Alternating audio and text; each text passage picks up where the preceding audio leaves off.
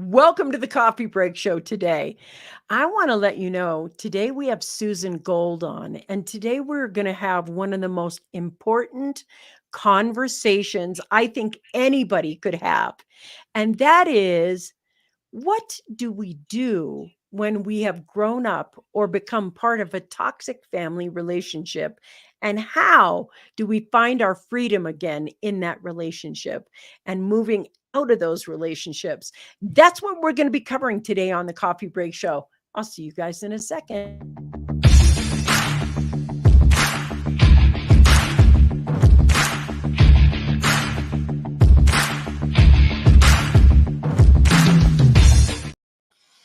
You're on the Success Secrets for Business, Family, and Life channel. This is the Coffee Break Show. Susan, I gotta I gotta tell you, I'm ready to geek out on this subject with you, and I want to just say welcome to the Coffee Break Show first and foremost.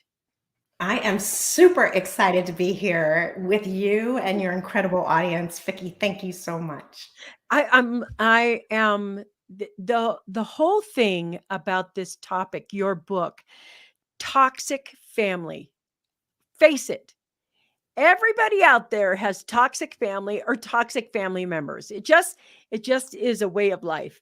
And what I find about the toxic family is there's probably not a lot of books written on that. And the first thing I want to ask is, how did you pick that topic? I mean, what happened that you said, "Oh, I got to put a book out about this so other people know how to do this," and I just want to start with that.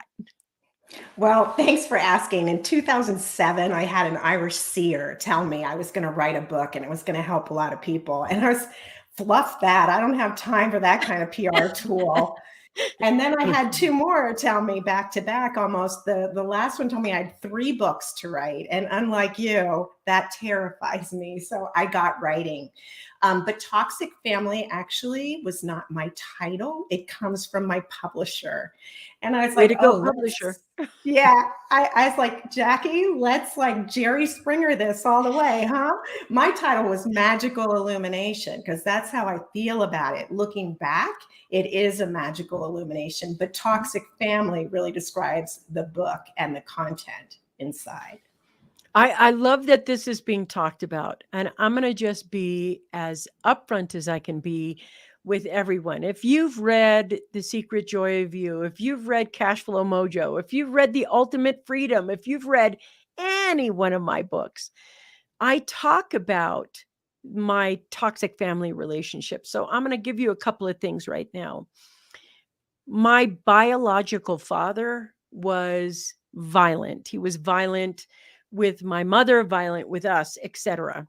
And my mother had to literally pack up in the middle of everything and just run away. I mean, we had to run away to a foreign country. There was so much violence and tracking. And I know for me, the trauma of being in that situation in a young age it always affects your adulthood and what you think is possible for you. You know, then my stepdad, whom I love very much, he also made his money illegally. And they did that by selling drugs. And so, what do you mean by selling drugs? Well, my stepdad, I call him dad, was the first person who liquidized the THC out of the marijuana plant back in the early days when it was a federal offense everywhere, and got paid money for that. And then later it was cocaine that he produced in, Bolivia and over there. So I've been in this kind of interesting, non-normal, but also toxic environments. And what happens, I think, Susan, that I think maybe I'd like to hop into is I learned all the toxic thinking first. I learned the toxic mindset first, where I think people lose themselves. And a lot of people don't know how to find adult freedom. And that's kind of where I want to go with this conversation is into, okay, so you learn the toxic mindset, you learn the toxicity.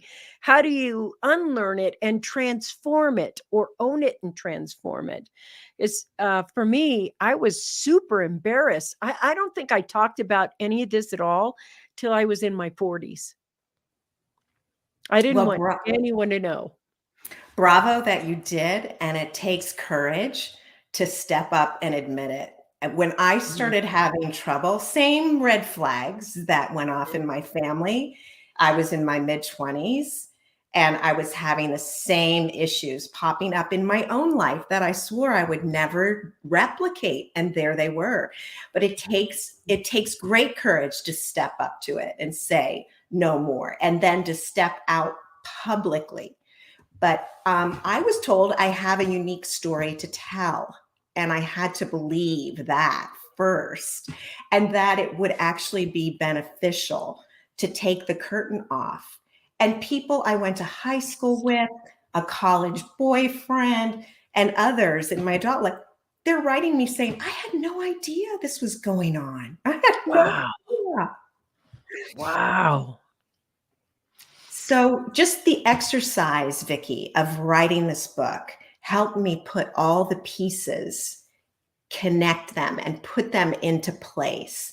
To see the beauty of this brocade, to see the incredible evolution of this life story, and to really expand that compassion from the inside that I was always trying to paint on from the outside.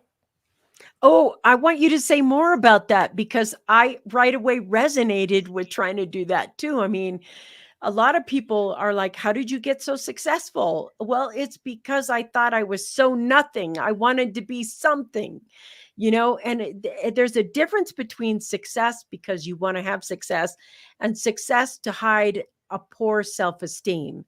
And I wanted to hide my poor self esteem. That's how I started. And me too. I followed you. Absolutely. I took huge risks. I left that home the morning after I graduated high school, and I rarely went back. And all I dreamed of, Vickie, was making my way to New York City. I used to watch Barbara Walters on my beanbag chair Yeah. in my basement on my belly. I wanted to be like her. And I did make my way eventually to New York City. And I became known for matching celebrities with brands. That's right. And Barbara Walters became my exercise client on the Oh side my so I could God. make ends You know, meet. I want to do that right now for a second because um what most people don't know about you, and this is also, it's just so interesting. Professionally, Suzanne became known for attaching celebrity talent to projects in New York City, which also led her to produce for television and film in LA as well, right? So you were in LA. And Absolutely. uh, this I also got. I thought this was interesting. She convinced Andy Warhol. So if you guys don't know who Andy Warhol is, A, you're young, and B, he was a huge modern art legend. I mean, Andy Warhol was everywhere, everywhere. So she convinced him to do an on-camera commercial for Pontiac, a talent deal for American TV personality Donnie Deutsch still claims as one of his best. She helped Fox News Channel at the request of Chair Roger Ailes, and on behalf of the Disney Channel, persuaded A-list celebrities, including Ben Stiller, Jack Black, Taylor Swift. I mean, this girl has been with the biggest and the best of the best, but she got them to be interviewed by cartoon characters. And I thought this was, and not only that, this also just blew me away. She's also a decorated endurance athlete. She has completed, she's competed, excuse me, and completed 3 marathons. dozens of triathletes, has the distinction of finishing third in her age group at the treacherous Escape from Alcatraz event. Oh my God. And I know that only because I grew up in San Francisco in the Bay Area. And I'm like, oh my God, your accolades are absolutely incredible what you've accomplished. And it's like, we're talking about this book, but I know somewhere out there's someone listening, and I'm talking to you right now. I'm talking to you, whether you're driving your car, whether you're watching this live. I know that you're saying to yourself, there's something in me that wants to win. There's something in me. I know it's great. There's something in me that wants to break through. And maybe you're around toxic people who are belittling you, abusing you, or making it seem like you're nothing and that you can't be anything. And that little spark in you, you don't have to tell anyone it's there. But when it's ready to be unleashed, this is the person you want to listen to and talk to, because this is how you go from toxic family to achieving the self-love and self-esteem that you desire. That's what we're talking about today. So we went from this toxic family to all this accomplishment right here. So you did the success thing, and you've had a lot of success. But let me ask you something. What are like 3 things, 3 keys that somebody who's in the pit of it right now, or maybe somebody who's just trying to figure it out right now, what are 3 things that they can concentrate on that will help them meet who they are and not what they've been told they are? Do you understand my question? Completely. And let me share what I think those 3 things are I and would what love to I've hear. used in my Great. journey. I only have today. That's my gift. And I don't get out of that trowel because it messes me up every time I do. Mm. So focus is today and this moment. I don't Mm. quit before the miracle. And there have been many times that I have wanted to quit. Before And the I mean, miracle. quit in the big scheme of things. But I held on until I saw the miracle. And I saw that miracle over and over again Mm. in my life. That made my hair stand up. And That the should be a final bumper thing, sticker. That should be a bumper sticker. I don't quit until the miracle happens. Oh. honey, and it's the coffee break show with Vickie Helm. I don't quit before the miracle comes. And the last thing, breathe. That's your life. So I breathe in deeply and I blow all that false evidence appearing real, which is my fear, right out of my being.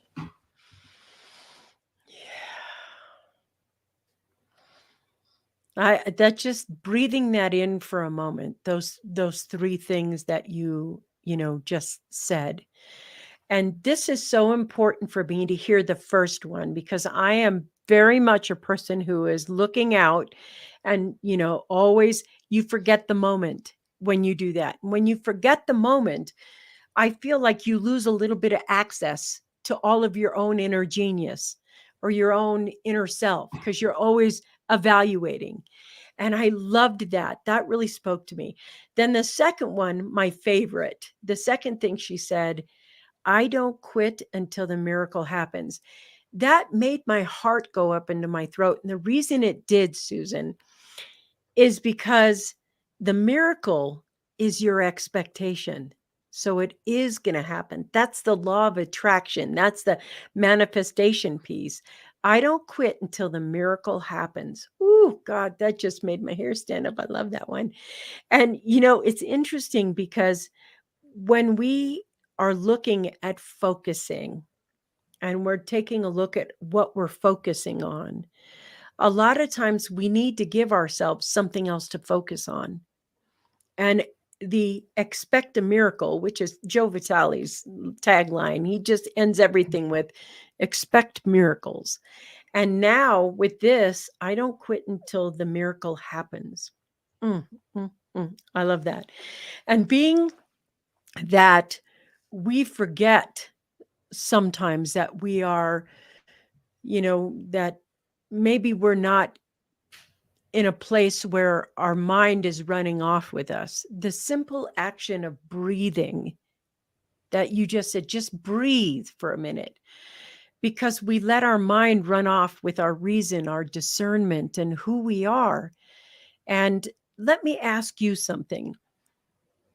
I know that for me, in my toxic family journey, one thing I developed really great was a strong inner critic.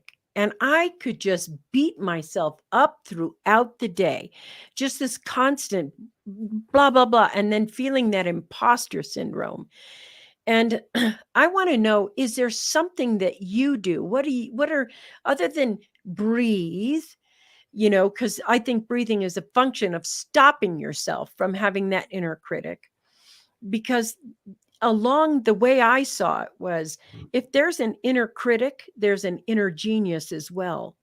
And if I'm so busy listening to this thing, how can I access this thing? And what I'm hoping to gain from you is a little bit of, how do we stop this and how do we gain this?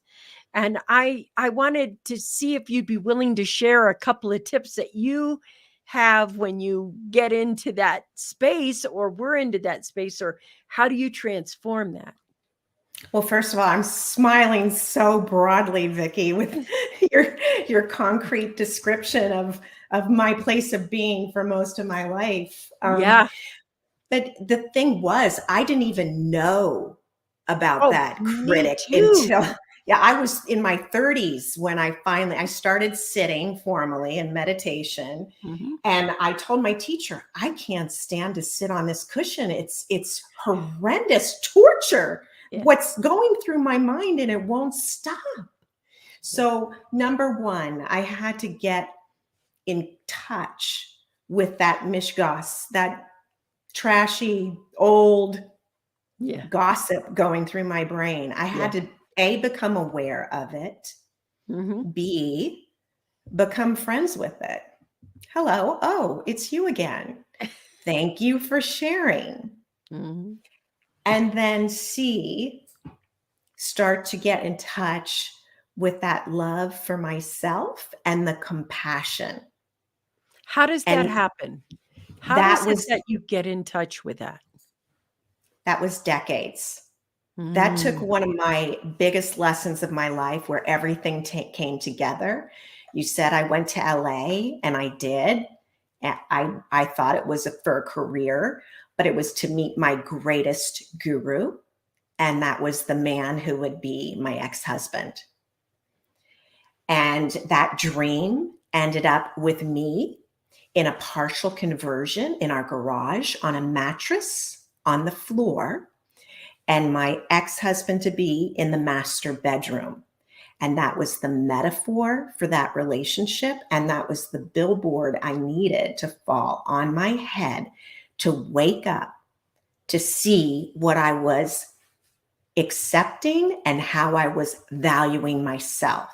Yeah. And getting through that experience is what led to tremendous compassion for not only myself, Vickie, but for that human being who had to go to the lengths he did.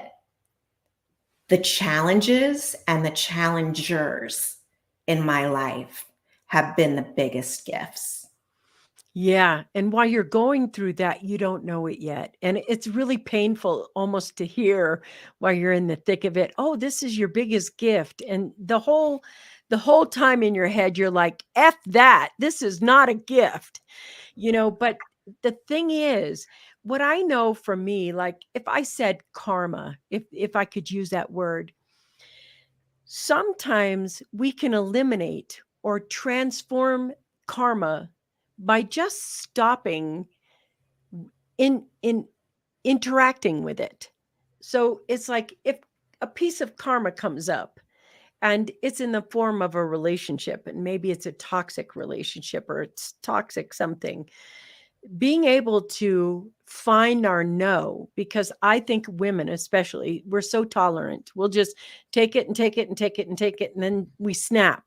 And it takes us such a long freaking time to snap.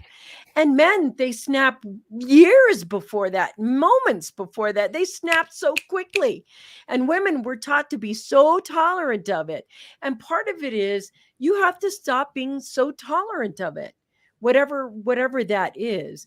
What are three key things you learned about toxic relationships that are identifiers for you? Like, oh, you're in a toxic relationship if you see this, this, and this, or you feel like this, and this. What are those like three things that you feel are, and maybe from the point of view of how you get hooked into a toxic relationship, like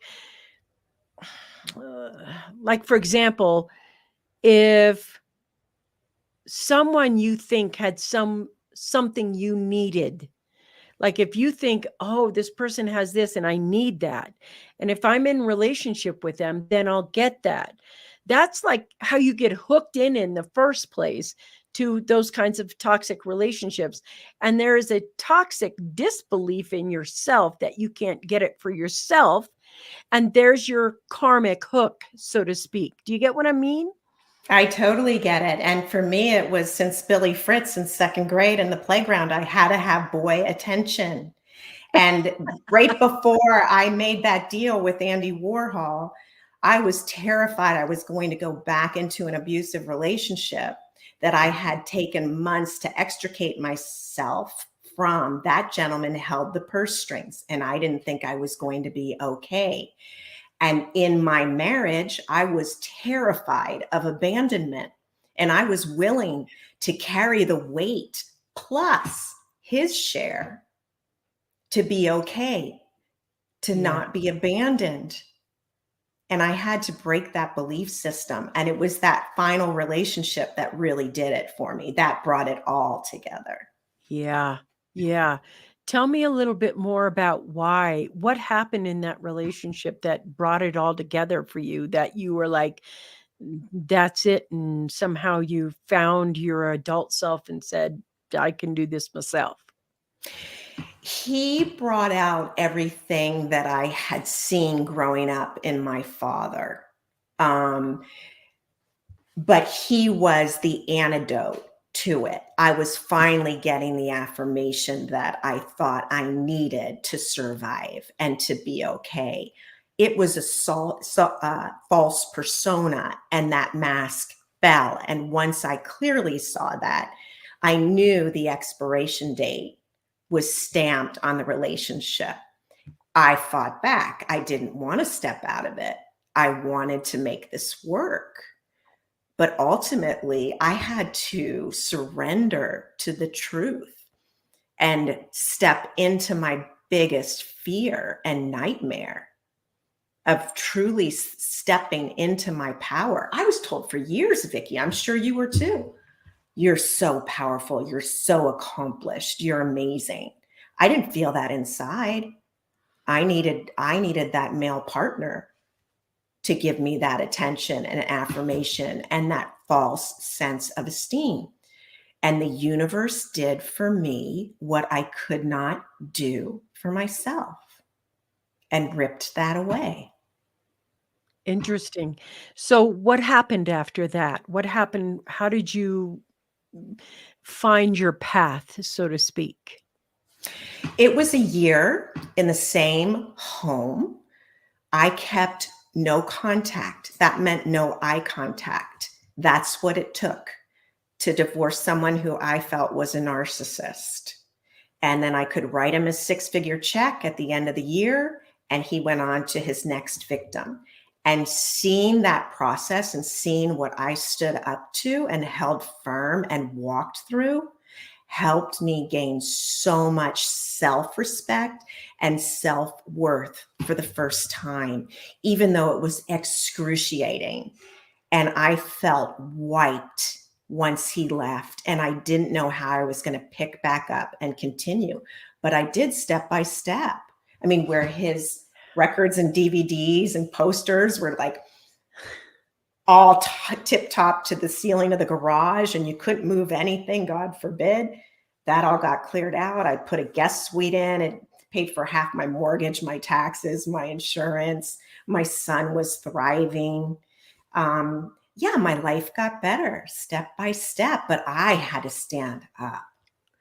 Okay, so I'm assuming this person was a narcissist, and that in that relationship, unraveling, because I think unraveling narcissism is really hard. And if you ask me whether I'd rather, I've had bones broken by adults. And if you ask me whether I would rather have bones broken by an adult or go through a narcissistic relationship, I'll take bones any day. Because I think the confusion of a narcissist and the manipulations of a narcissist get to the point where if they can get you to lose yourself, that's to their benefit. And that's what they want. And finding yourself is like walking through a field of landmines because you don't know what's going to go off and go where. And the possibility of losing yourself further going through the landmines to finding yourself is a lot harder. Where a bone heals and you're good and you haven't lost who you are. And that you can save eons of time through that. So in your book, you talk about gaining freedom and adult freedom. And I would love it if you told us more about what that is for you and how you take people on the journey through this transforming trauma into adult freedom.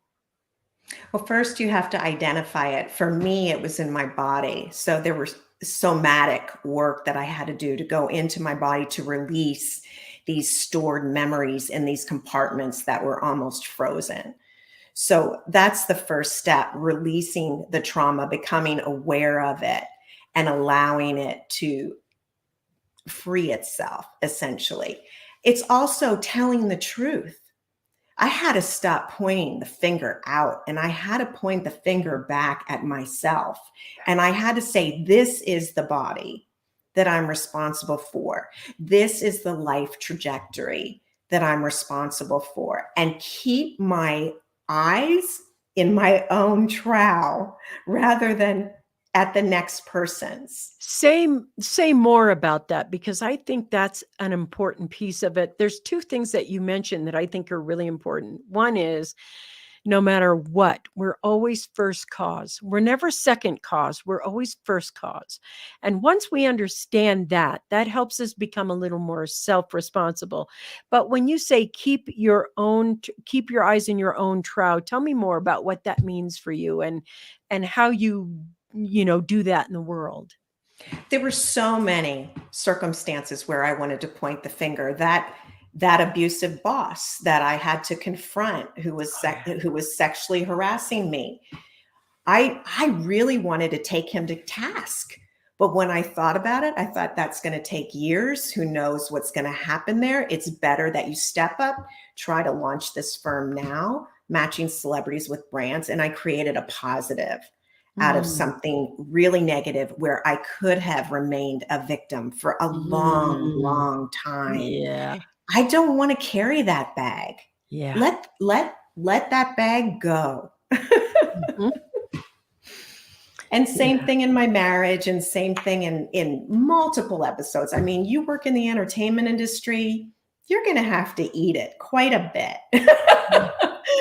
And just let go, learn, and move forward. So I got to tell you, I got to ask, because you had this very big career in the entertainment industry and everything else. Was this a mission suddenly where I know that a few people told you got this book, you got this thing.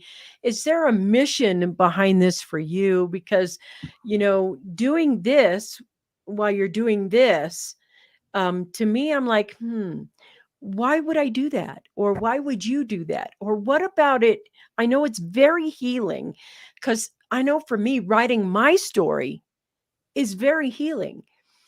But the reason I did it was because I wanted to make a quantum leap for other people. Like I'm here, and instead of going step by step by step by step by step by step by step, in 10 years, 15 years, 20 years, I wanted them to go from here to here because I had the path. So there's no getting lost. You're from here. It's like if you have an inner critic, then you have an inner genius. You're listening to this and you're not listening to this. So what do you do to switch that? Well, you start listening to this instead of listening to this, you know? And I think it's so important for people to share it because they think people like that have achieved your kind of success and, you know, worked with the kind of celebrities you work with, they make it seem like your life is just ice cream cake and candy and smooth as silk, and that there's definitely not any hardships. You've made it. You're in the A-lister club. And now that you're in the A-lister club, everything must be going right for you. And I'm not sure I believe that, you know, even achieving that myself. And I'm wondering what you could share that is like, first off, I want to speak to the person. I want you to speak to the person who thinks that the way to solve the problem is to achieve more success. And, you know, and then let's go back to that first cause and what it's like to, you know, start concentrating on yourself. Yeah, I don't care if you're 19 or 90. I think this is such an important conversation. And thank you for leading us through it so masterfully, Vickie. I mean, your insight is really profound. And I'm so grateful. It takes a special talent to bring this forward to your listeners. So thank you. Thank you. That's a nice compliment. Thank you. Again, I had to surrender. I had another false persona, my endurance athletics. I took that to the hilt to a point where I couldn't even walk around my block.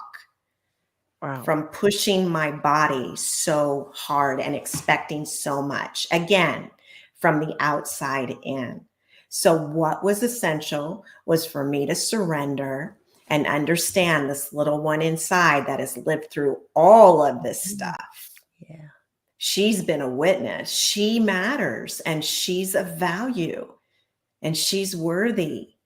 And that's another reason the gift of the book was so amazing. I discovered that for myself. I mean, I sat down and I was a bulldog producer 15 minutes a day at the computer, whether I had something to write about or not, you know, and it's a great way to get a first pass at a manuscript, but I felt detached. And then a mentor who was really wise said, you know, why don't you go back through, take a pass and write it from little Susie's point of view? And that shifted everything. It wasn't so much beautiful what was on the page, but yeah, it was the emotional connection. And that opened that in my life. And that's what I'm hoping it will open in readers. And it's not just my experience. There's a workbook in the appendix. It matches the corresponding chapters, and it's exercises that I've used to thrive and to really live fully. And readers are saying the story's been amazing, but when I actually did the workbook, it really made sense. And I had practicality in my own life, and I had a huge insight, and this shifted, and I changed this. You know, I love what you're saying because one of the things that caught me that I love, I really want to go into it because a lot of people think, what does it mean to create like a false persona? Well, it's like when we think we're achieving, I'm going to just say it for myself because I know for me, I've said it in so many ways, but I know that for me, what I did was I was gay. I'm still gay. But in a time that it was really hated. I mean, so hated. And the way I got around that in the beginning was to say, okay, no matter what, nobody wanted you. Were a complete pariah in life if you were gay in the 70s and 80s. And they even had something called fag bashing. They didn't call it a hate crime back then. It was called fag bashing. And 5 people with bats would jump out of the car, beat you up, leave you there for dead, get in the car and drive off. And so there was like this whole thing concept. And I thought, okay, if the world is going to hate me, then what I needed to do in order to live in a world that hated you was to become so good at everything, everything. So it's kind of like nobody would not pick you for their team. They wouldn't go, well, that's the best player there. And we're going to bypass them because they're gay. They would go, well, she's gay, but she's the best footballer. She's the best copywriter. She's the best at best at best at best.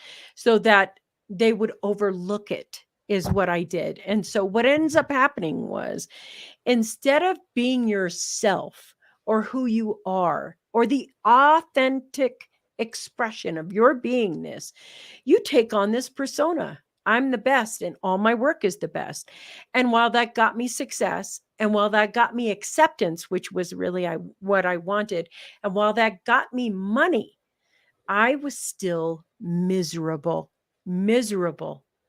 I was still miserable because I wasn't allowed some of the same rights with my kids and wife that other people enjoyed.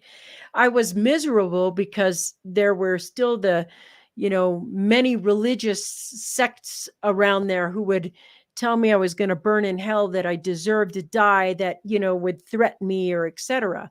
I was still miserable at work when I found out when people would go, hey, I got this gay joke I want to tell you. Ha ha ha ha. And this having that misery, that's the thing that I didn't want to deal with. So I made all these personas outside of myself. And so people like, how did you achieve so much? How did you become so successful? Because I didn't want to face what other people thought of me. And the truth is, underneath of that, it's what I thought of me, because I didn't want to be I didn't want to be a pariah in the world. And so what happened was when you accept your first cause, and this is the point I think Susan's making that I think is so important. When you start crafting from authenticity and self-love, none of your skills go away. It's not like, well, I was really great at working over here. All the skills go with you. But the attitude, the point of view, the manifestation, the miracle that you can create by being this is way more fulfilling. It's more peace, more joy. And you end up meeting you, not this bullshit persona that you're making to hide from yourself. And the truth is, the whole thing that I know of going through this whole process was that the only one who wasn't meeting me was me. That's the whole thing. Nobody cares outside more than you care about you. Nobody cares about you more than that. And the joy of going and walking through that pain makes you unstoppable in a way that is so deep and so profound. And you end up walking with the divinity of you on your sleeve. And that's what makes you stand out. Just quietly, you can walk in a room and stand out. That is, to me, my form of adult freedom. I mean, I don't know what yours is, because your story is your story. You're going through what you're going through. I went through what I went through. Are there still some people that hate gay people? Yes. But I don't hate me for being gay. And I see the divinity and how lucky I am to have gone through that whole thing, because the wakefulness is so important. And I think that's what we're expressing here when we take a look at how we take on toxicity, right? Because I mean, there's so many things that everybody could do. And what I want to know, Susan, to everybody, what would you say to somebody who's going through that right now and is like, maybe experiencing it not working out for them in the way they wanted to. Like, oh, if I find that certain man, then I'll get that attention. Or if I find that certain gift, or if I become something my parents are proud of, or if I'm striving, that's all the consumerism to me. What would you say to someone right now who might be going through that and, you know, slowing down and forgiving yourself and using the 3 techniques she gave us? And what would you say would be a good step for people to take after they're to that point in their life? Well, first, thank you for describing the freedom Mm, that has been elusive so directly and tactfully. I can feel it. And that's what I encourage from people going through it. I'm standing as the example, and I'm not any different. I'm a human being. I put on my pants legs one at a time. I've seen very famous people have to do that in public. yeah. We're human beings with a life trajectory to live and soul experiences to have. Allow yourself to walk through it. And I'll walk right by your side, as you will, Vickie. We've been through it and we know the route. This is so interesting. I'm going to just interrupt this. I've done nearly 600 shows, and never once on a show have I ever had deja vu. And I dreamt about this interview about a week ago. And when you said that, I was like, oh, I remember this from a dream. What's so interesting about this, Susan, is that if you think about it, the interview's already happened. It's already happened. And now we're kind of, if we look at it from a really bend your mind thing, we're living it in the past in this present moment, because I already had the interview when I was asleep. The thing you just said, everything you just said, I was like, whoa, I remember it from this dream. How cool is that? It's interesting to be in that kind of. I've never had deja vu I've never dreamt of a show topic and then had the guest on, had the show, and then remembered in the middle of the show, I dreamt about this exact thing you just said a week ago.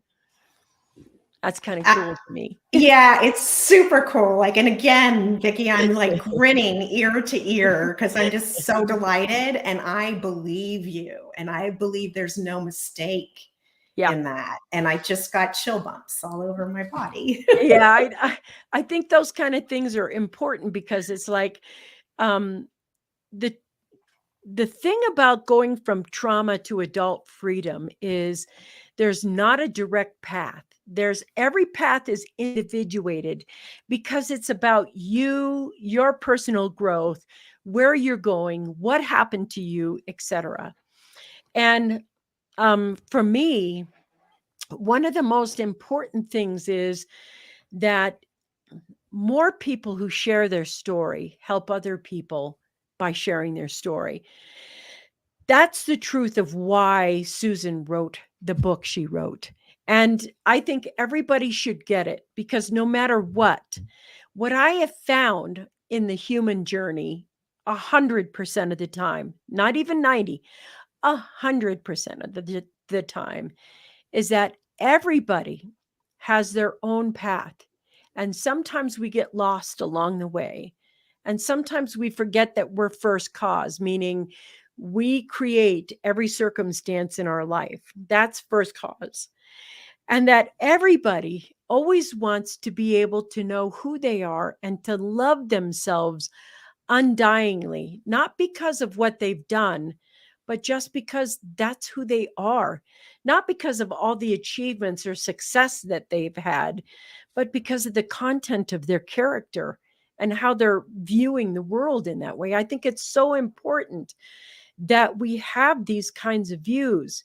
And, Susan's path is so spectacular because she can attest to the fact that it's not about you being an A-lister or a D-lister. The list doesn't exist. And what she just said is, I've had to watch some very famous people go through this publicly. And, there is a lot of that. It's constantly going on publicly for people. And, in millions of ways. And I just think that we're sold a story that isn't true. We're sold things that aren't true, and we hope they're true. But what is true about all the journey to adult freedom is that it's individuated, meaning it's individual. Your path isn't going to be like anyone else's path. That's a spectacular piece of it. So let me ask you something. After you, I'm going to say, found your path in you, and you started to, eventually you have to relate back to your family somehow or back to the situation. Do you have things that you have developed, like say boundaries that you've developed that help you manage moving forward? Things that you listen to inside yourself that you may use to help you move forward with some more mindfulness and awareness of what you need or what yourself needs. Do you understand my question? Well, I believe I do, and I believe it's Good. a good one because it's not something that I asked myself. Mhm. Certainly as I started out as an adult, I didn't know if I wanted sushi or spaghetti for dinner. I just didn't have a vocabulary for my needs and my sensitivities. And now I do. Now I have that breath or that beat to go inside and say, how does that feel for me? Yeah, no, I'm not comfortable with that. Thank you. Mm, That's huge. that's That is very huge. freedom. Mhm. How did you first develop that? How did you first get a little bit of that for yourself? To understand that I'm separate then, it was a very symbiotic relationship within my family system. So I had to separate from it Oh yeah. and see I have my own arms and legs. I'm so empathic, Vickie, and I'm quite Mm, telepathic. So I mm. have to I can feel separate. that about you. The empathic piece of it. I can really feel like if anybody's in the room and knows what's going on, that's a superpower. Yeah, it's really been helpful in business too. Yeah. Yeah. I think every board of directors should have an empath on it because when that person comes in, it's like, should we do the deal? Yes or no? And there'd be yes, yes, yes, and one no. No, this person's ethics. No, nope. Deal's done. Love it. It's like Yeah, having your own personal BS detector. it's true, and I've allowed that more and more as I've gotten Mhm, comfortable with it. I had mhm. it in spades as a kid, and it was a survival mechanism, Oh, yeah. but I shut it down because it was Mm, too strong and got me in trouble. mm, mm. But now you have it and you can use it and say more a little bit about, your being empathic and using that as a discernment tool versus something where people can just step all over you. Yeah, well, I was a sponge for a long while because that codependency, that knee-jerk reaction, Mm, chameleon, I'll be who mhm. you want me to be just for your attention. I'll be a good girl. I need to get what I need to get. Yeah. So just understanding that piece of me, having compassion for that piece of me, that wounded little one in there that Mm, needed to go to that mm, length and act that out in adulthood and then understand it and have compassion for yeah. her. Mm, yeah. That part of that compassion growing is, the I remember having to forgive me and really spend some time nurturing me and things that, letting myself do things, I was so hard on myself, so very hard on myself. And now I let myself get away with all kinds of things that, I never would have allowed myself to do then. And like to me, I call it playing hooky in the day, like, oh, I just don't want to work. I want to go for a bike ride and I'll go for that bike ride. And then I'll come back and my work is refreshed or I'm refreshed enough to do the work. But, before that taskmaster that, no, you don't deserve this or that or the other, you get over those things. And I just want to tell someone, I know somebody's listening and maybe you're going through a really hard time. Maybe you've lost somebody you loved. Maybe you've lost a sense of meaning or a sense of purpose or sense of safety. And maybe you just feel like you're floating out in the wind and flapping in the wind and there's no ground underneath your feet. Well, first off, I just want to say there's nothing wrong with flapping in the wind. And maybe in the moment, if you could just experience flapping in the wind and just ask yourself, what is here now? Just identify what's here now. Are you happy, mad, sad, or afraid? And just start with being truthful with yourself. I'm sad. I'm tired of working this hard. I'm happy. I'm excited that I'm succeeding. I'm scared that let's just start with what's here now and be present in that moment. And I promise you this, the moment will talk to you if you listen. And if you're talking to you consistently all the time, then you're not listening. So, what I think everybody should do, everyone, is go get a copy of Susan's book right now. I just think that there is a miracle waiting for you to take it. And that miracle is inside you, it's not outside of you. And in order to have that miracle, you've got to get a little path there, a doorway there. And this book about how to move past your toxic family and find your adult freedom, that might be the doorway that you need to allow that miracle in. And all you have to do is go purchase a copy of it. It's Toxic Family, Transforming Childhood Trauma into Adult Freedom. And before we go, I just want to ask you, I know you can, if you're driving, relax. Don't try to write and drive. If you're listening on iHeartRadio or Pandora, drive safely. Everything's going to be in the show notes. It's scrolling along the screen you can watch it later. But it's susangold.com. If you really want to communicate and work with or find her, read the book, get to susangold.us. susangold.us. I said .com, but I lied. Don't listen to me there. It's susangold.us. And where can they find you on the social media? Where are you? Where do you? I'm there, but don't look for me there because I don't love social media. Just go to susangold.us and you can get right to me. I'll spend a half hour. I want to listen to your story.